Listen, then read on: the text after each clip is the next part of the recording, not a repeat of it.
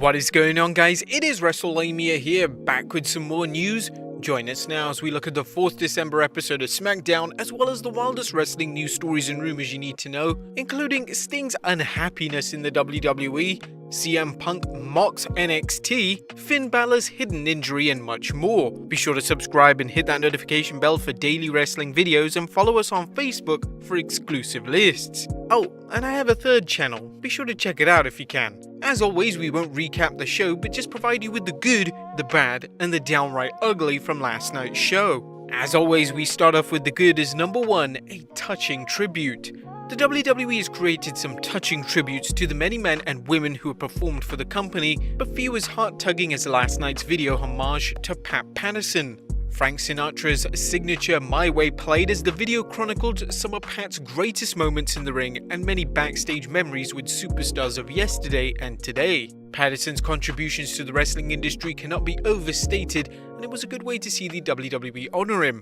Vince McMahon showed a rare moment of vulnerability as it was clear he was crushed by the loss of his friend and confidant. Maybe the only drawback, and it's my opinion only, is that we didn't need any crowd chants pumped in. It might have just been me, but I just thought it was unnecessary. Number 2, Biggie is back. Now, it was good to see Biggie in action after weeks of sitting on the sidelines and either appearing in backstage segments or doing nothing. Fans were understandably concerned when Biggie was put into cruise control after rumors of him getting a singles push. Last night's appearance by Biggie was encouraging as he had a new entrance that incorporated his previous gimmick of rubbing his hands in chalk before each match. And while the New Day Strongman was put in a 6-man match, he still appeared, which shows Vince McMahon hasn't forgotten about him. Now, if he can only remember the singles push. Number 3, The Kingsman. Last night's SmackDown featured the return of 2 of the 3 Forgotten Sons, with Steve Cutler and Wesley Blake showing up to serve as King Corbin's backup during his match against Murphy. You may recall the Forgotten Sons disappeared from WWE television after Jackson Riker tweeted his support for President Trump, leading to some backstage heat. Cutler and Blake are a dynamic team who can work with any number of opponents and get a rub from working alongside King Corbin. As for Corbin, he's still the type of heel who seems to thrive when he has henchmen waiting to interfere in his matches, as seen earlier this year when Bobby Roode and Dolph Ziggler aided him. Number 4, KO talks his way into the main event. Is Kevin Owens gonna defeat Reigns for the Universal Championship at TLC? Well, not very likely, but his performance last night was enough to create the illusion that the Tribal Chief is in for a fight. Owens doesn't always get to utilize his superior promo skills, but last night he did, talking his way into the main event and calling out Roman Reigns for hiding behind Jey Uso. There are many ways to build a feud, but strong promos tend to get overlooked in the WWE, so Owens' promo served as a reminder how helpful they can be. Number 5, Bianca Bayley build-up. The build-up for Bianca Belair vs Bayley continued with Natalya benefiting as well thanks to a win over Bayley. Now, in case you missed it, Natalya locked up with the Golden Role model, with Bianca Belair showing up at ringside and trash-talking Bayley.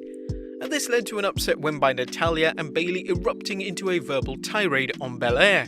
Now, not only should Bayley and Bianca have a good match, but their mic skills should make for some interesting verbal volleys. The only thing that we can say is a negative is that Bayley should have come out strong. She should have got the win over Natalya. Then a win would be even more stronger.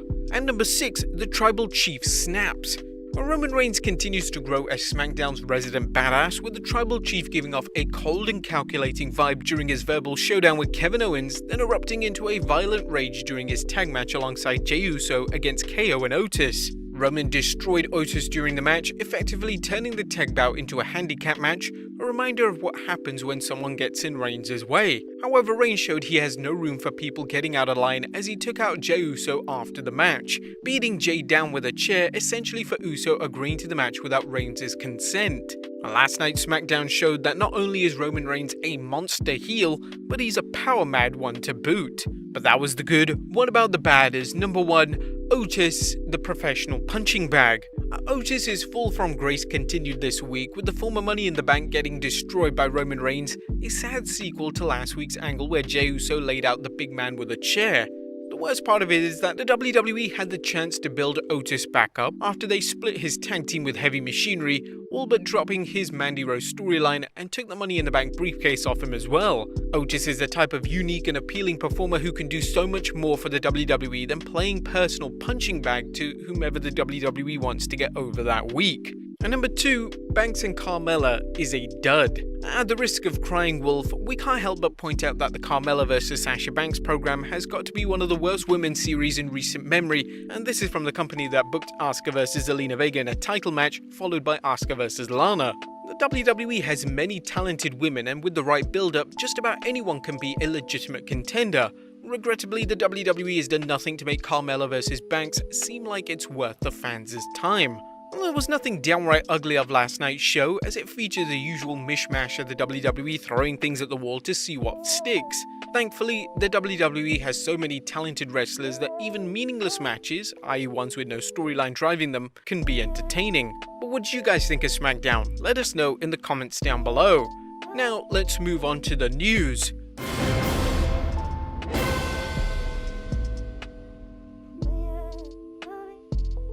Now our first story looks at Finn Balor's hidden injury.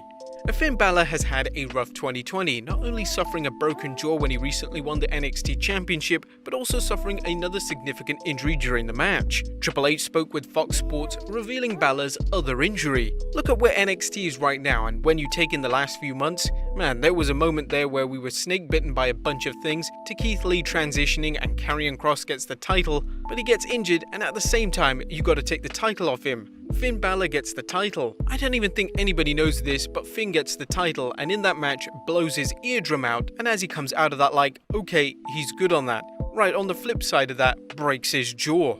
NXT stars have been racking up injuries left and right, which some critics argue is a good reason for its wrestlers to dial down the number of high spots they perform. Next up, CM Punk Mocks NXT. Speaking of NXT, while CM Punk is no longer getting paid to criticize the WWE on FS1's defunct WWE Backstage show, that hasn't stopped him from sharing his thoughts on NXT. The straight-edge superstar recently tweeted about the black and gold brand, posting a picture of Johnny Gargano with 3 individuals dressed as Ghostface and asking, "At what point does WWE NXT call David Arquette for help?" Punk also commented on former NFL star Pat McAfee, praising him for his promo skills and seeming to laugh at the fact that he's the best promo person on NXT. A lot of it has to do with circumstance, but everyone else on the shows should feel embarrassment, and subsequently USC said feeling to better themselves at the fact that Pat McAfee is a better promo than everyone on the show. As several fans noted, it's unlikely that Pat McAfee is heavily scripted like the other performers on NXT. But what do you guys think of Punk's criticism? Let us know in the comments down below. Next up, Sting's Unhappiness with WWE. Sting left the WWE for AEW, and more details on why continue to come in. WrestleTalk reported in an exclusive and revealed WrestleTalk's Louis Dangle can now exclusively reveal that Sting was unhappy with how the WWE treated him during his time with the company. We were also told that he joined AEW to do something good for the fans for his final full-time gig. Where things will get interesting is when Sting starts doing interviews and hopefully sharing his experiences on his time with the WWE and specifically why he was unhappy. Next up, details on the Impact vs AEW storyline. Now, if you're wondering what the future holds for a potential war between Impact and AEW, well, it turns out that while fans will see some interaction between the stars of each promotion, they won't see an all-out war. In an exclusive report by Bodyslam.net's Cassidy Haynes, he reported, "There is universal realization that invasion angles rarely go well for all but one party, so it is more likely the focus will be on competition or rivalry without a full-on other company invasion." Next up, why Jackson Ryker is still off WWE television. As Steve Cutler and Wesley Blake returned to SmackDown, but where was the third forgotten son partner, Jackson Ryker? According to Fightful Select, Ryker is still in the WWE Doghouse. They mentioned, as if Friday was an indication enough, there is still heat on Jackson Ryker within the WWE. As we mentioned recently, Ryker had been home in North Carolina and hadn't been brought to Orlando to the site of WWE tapings in months. At one point, Ryker wasn't even featured on internal WWE roster sheets. It sounds like a future endeavor may be on the horizon for Jackson. And finally, Alberto Del Rio is not out of hot water yet. Reports are coming in that Alberto Del Rio's criminal case has not gone away just yet, despite his accuser apparently recanting her statement. While we mentioned that the case could only be dismissed by the government, some news sites reported the case was through. According to PW Insider, that's not the case, as the court records indicate he is still slated to go on trial on the 25th January 2021, and that has remained unchanged the last week. I will go by the court records. But there you have it guys, the good, the bad and the downright ugly from this week's SmackDown, as well as the wildest wrestling news stories. Be sure to leave your comments down below, subscribe if you haven't already, follow us on Instagram and Facebook for exclusive lists, and if you have some time, check out Incredible. As always, I'll see you next time with some more wrestling content.